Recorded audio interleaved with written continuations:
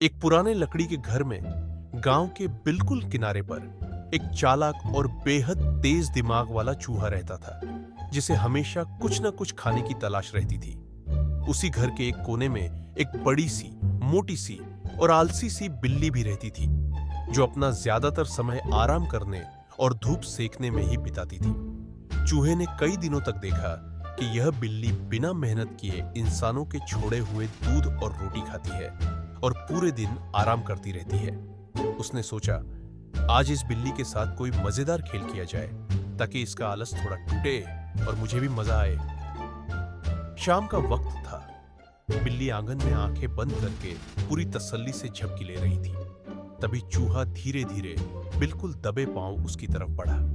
उसने बहुत सावधानी से बिल्ली की लंबी और मुलायम पूंछ को पकड़ा, उसे हल्के से खींचा और तुरंत पास रखे एक बड़े मिट्टी के बर्तन के पीछे जाकर छिप गया। बिल्ली अचानक म्याऊं कर उठी। उसकी नींद टूट गई और उसने चौकन्ने होकर चारों ओर देखा, लेकिन वहां कोई भी नजर नहीं आया।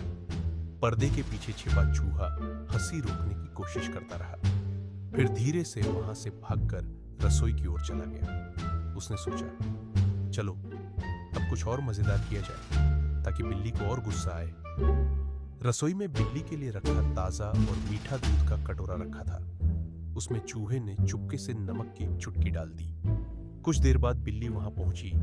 उसने बिना ध्यान दिए कटोरा उठाया और बड़े मजे से दूध पीना शुरू कर दिया। जैसे ही पहला घूंट उसके मुंह में गया, उसका चेहरा अचानक बदल गया और उसने गुस्से में सिर झटकते हुए कटोरा नीचे रख दिया। वह जोर से बोली, ये दूध इतना खारा क्यों है? आखिर इसमें ऐसी गड़बड़ किसने कर दी?